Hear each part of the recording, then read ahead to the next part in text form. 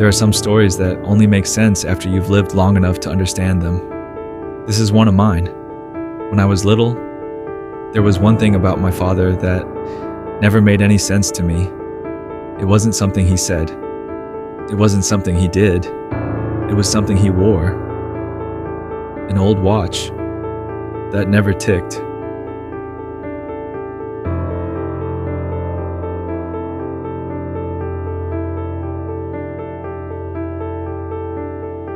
Every morning, before leaving the house, Dad would pick it up from the same place beside his bed. He'd fasten it around his wrist, as carefully as if it were made of gold. Then he'd quietly begin his day. To everyone else, it looked like an old broken watch. But to him, it was something entirely different. Every morning before leaving for work, Dad never walked out the door without stopping to see me first. Sometimes he'd straighten my backpack. Sometimes he'd remind me to listen to my teacher. And almost every morning, he'd smile, gently pat my head, and tell me he'd see me that evening. Looking back now, I realize those little moments lasted only a few seconds, but somehow, they've stayed with me my entire life. I don't remember exactly when I first noticed Dad's watch. Maybe it had always been there. Maybe I was simply old enough to finally pay attention. One evening while I was doing my homework beside him, my eyes kept drifting toward his wrist. The watch looked old. The leather strap was worn. The glass carried tiny scratches. But something else caught my attention. The second hand wasn't moving. I leaned a little closer. I stared at it for a few seconds. Then I reached out and gently touched the watch. That tiny moment changed my life far more than I could have imagined. I finally asked him, "Dad, why doesn't your watch tick?" He didn't answer right away. He looked down at the old watch, gently ran his thumb across the worn glass, and smiled. Then he looked back at me and quietly said, "One day, you'll understand." At the time, I thought he was avoiding my question.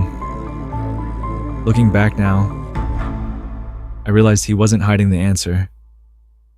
He was waiting for me to live long enough to understand it. As I grew older, I started noticing something else. Dad never missed the moments that mattered. School plays, sports days, parent meetings. It didn't matter how busy life became. Somehow, he was always there. Looking back now, I don't remember whether I won that race, but I remember seeing Dad on the sidelines, smiling, cheering, wearing that same old watch. Funny, isn't it? I can't remember the time on the clock that day, but I can still remember the watch that never moved.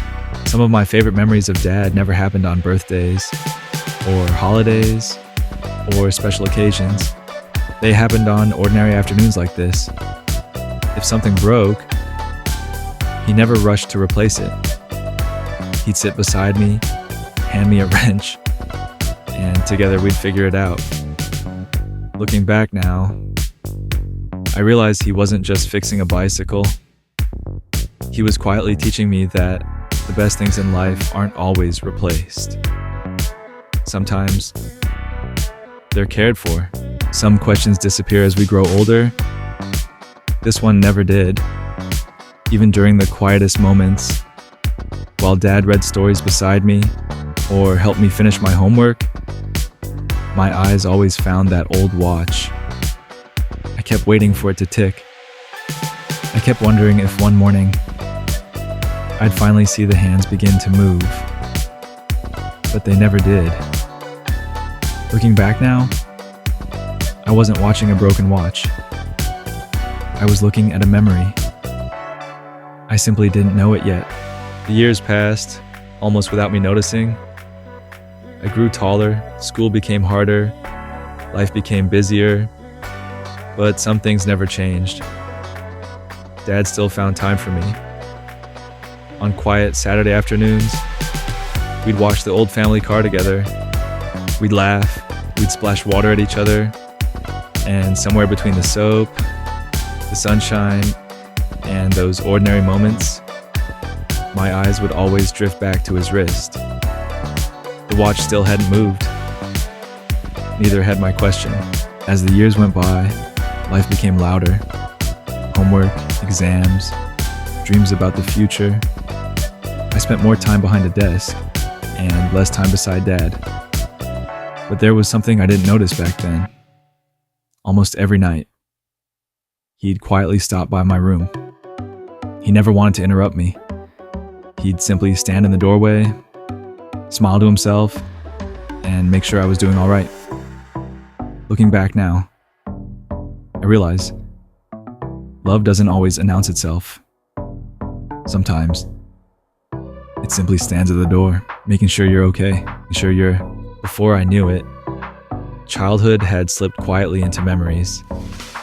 College was waiting, new dreams were calling, and the house that had once felt so big suddenly felt too small to hold the future I imagined. Dad helped me load my suitcase into the car. We didn't talk very much. We didn't need to. He simply smiled, as if he'd been preparing for this moment all along. As he lifted the last suitcase, I noticed it again. The same old watch, the same worn leather strap, the same frozen hands. Somehow, it had been with us through every chapter of my childhood, and somehow, I still didn't understand why. Somewhere along the way, life became faster than I ever imagined. Deadlines replaced weekends, meetings replaced long conversation. My phone never stopped buzzing. Every day felt like a race toward tomorrow. Some evenings, I'd look down at my phone, knowing Dad had called. I'd tell myself, I'll call him back once things slow down. But somehow, tomorrow always arrived before I found the time. The calls never stopped. Dad still checked in, just to ask how work was going. Sometimes he'd say, "If you're free this weekend, your mom is making your favorite dinner." I always smiled. I always wanted to go. But there was always another deadline, another meeting, another promise I'd already made. I'd tell him, "Maybe next weekend, Dad." He never sounded disappointed. He'd simply say, "Of course, Ian, son. Whenever you have time." Back then, I thought I was postponing a visit. I didn't realize I was postponing moments that would never come again. I didn't know it then, but every invitation I postponed left an empty chair waiting for me. Dad never complained. He never tried to make me feel guilty. He would simply help set the table, look toward the window, and smile when Mom quietly said, "He must be busy." Dad would nod and answer, "I know." Then he'd gently remove the extra plate, as if tomorrow would surely bring another chance. I still remember the day my first salary arrived. Before I bought anything for myself, I knew exactly where I wanted to go. Dad had worn that old watch for as long as I could remember. I told myself, it's finally my turn. I walked into a watch store, searching for something worthy of the man who had given me so much. When I found it, I smiled. For the first time, I wasn't buying a watch. I was buying a thank you. The day I gave Dad that watch, I don't think I had ever seen him smile like that. He held the box so carefully, as though what was inside wasn't a watch, but a piece of my heart. He looked at me, and for a moment, I saw the same proud smile he'd worn on my first day of school, at my graduation, and every milestone in between.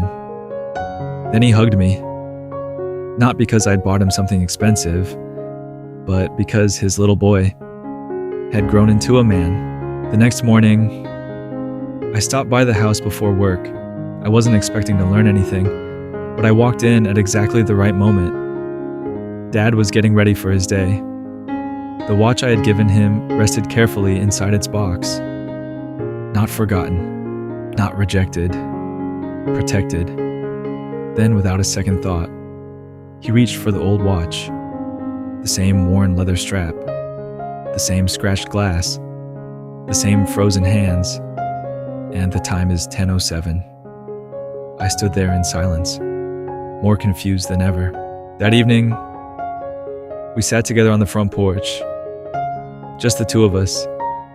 No phones, no television, just the sound of the evening breeze. I looked at the watch once more and finally asked the question I carried since I was a little boy. Dad, after all these years, why do you still wear that old watch? He looked down at it, smiled, and gave me the very same answer he'd given me all those years ago. One day, you'll understand. Time never asks for permission. It simply keeps moving. My career grew, my responsibilities grew, my calendar filled with meetings, deadlines, and plans for tomorrow. While I was busy building my future, Dad quietly grew older. Every visit felt ordinary. We'd sit on the porch, laugh about little things, and watch another sunset together. I never imagined those ordinary afternoons would one day become the memories I miss the most. Life has a way of changing without asking if we're ready. One autumn afternoon, I walked back into the house I'd known my entire life. The porch looked exactly the same. The trees, the evening light. Even the breeze felt familiar, but one thing was missing. Dad's chair was empty. And for the first time, the silence felt louder than any words ever could. After the house grew quiet, I began helping Mom sort through Dad's things. Every drawer held another memory. Old photographs, handwritten notes, little pieces of a life that had quietly loved us every single day. Then, I found it. The old watch, still frozen, at 10:07. As I turned it over in my hands, something caught my eye. A tiny folded note, carefully hidden inside. Before I could open it, Mom softly said, "There was something your father wanted you to know." I unfolded the note, but before I could read a single word, Mom quietly sat beside me. She looked at Dad's old watch, then gently rested her hand on mine.